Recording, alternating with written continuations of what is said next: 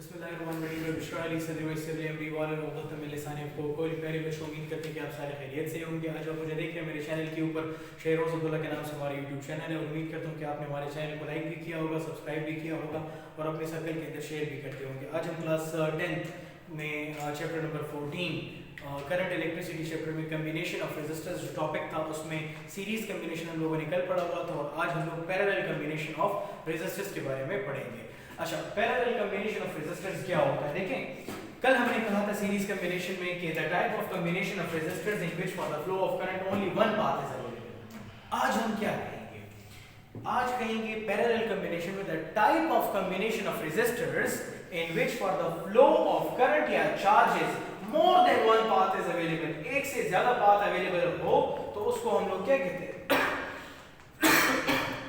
उसको हम लोग पैरेलल कम्बिनेशन ऑफ रेजिस्टर्स कहते हैं। ठीक है, कंसीडर करें कि आपके पास 3 रेजिस्टर्स हैं और उसको आप लोगों ने पैरेलल में कनेक्ट किया हुआ है और एक वोल्टेज सोर्स आपने उसके साथ अप्लाई किया हुआ है। चलिए, ये R1 है, ये R2 है, ये R3 है, इसको मैंने पैरेलल में कनेक्ट किया और वोल्टेज सोर्स अप्लाई कर दिया। ठीक है, ये डायग्राम किसकी है? ये पैरेलल कम्बिनेशन ऑफ रेजिस्टर्स की डायग्राम है। कैरेक्टरिस्टिक्स ऑफ पैरेलल कम्बिनेशन क्या है? In parallel combination of resistors, voltage through each resistor is same. हर रेजिस्टर के अक्रॉस वोल्टेज सेम होता है। सीरीज में करंट सेम होता था, यहाँ पर वोल्टेज सेम होगा। ठीक है, तो आप कहेंगे V1 equal to V2 equal to V3 all is equal to V। ठीक है, और टोटल जो सेकंड कैरेक्टरिस्टिक ये है कि the total current produced is equal to sum of currents across each resistor is equal to sum of currents across each resistor।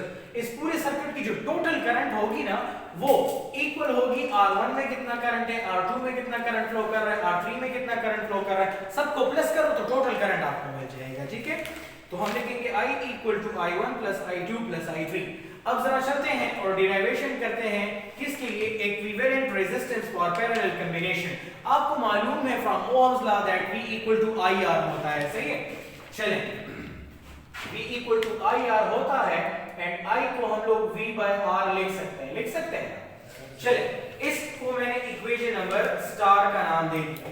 Equation star में हम लोग वैल्यू को पुट करते हैं। ठीक है, equation star employees that I की बजाय मैं लिख लेता हूं V by R, I1 की बजाय मैं लिख लूंगा V1 by R1, I2 की बजाय लिख लूंगा V2 by R2, I3 की बजाय लिख लूंगा V3 by R3। लेकिन अगर आपको याद हो फर्स्ट कैरेक्टरिस्टिक में हम लोगों ने पढ़ लिया कि आपके पास जो पैरेलल कम्बिनेशन होता है उसमें voltage across each resistor same होता है, मतलब V1 V2 V3 सारे V के इक्वल होंगे। ठीक है, तो ये हो जाएगा V by R equal to V by R1, V by R2 और V by R3। ऐसा करें कि आपने V को कॉमन कर लेना है। ठीक है, आप क्या करें जी, V को कॉमन कर लें, अंदर रह जाएगा 1 over R1, 1 over R2 और 1 over R3। दोनों साइड से आप क्या कर लीजिए, V को कट कर लें। ये V दोनों साइड से कट हो जाएगा, हमारे पास इक्वेशन आ जाएगी 1 over R equal to 1 over R1 plus 1 over R2 plus 1 over R3।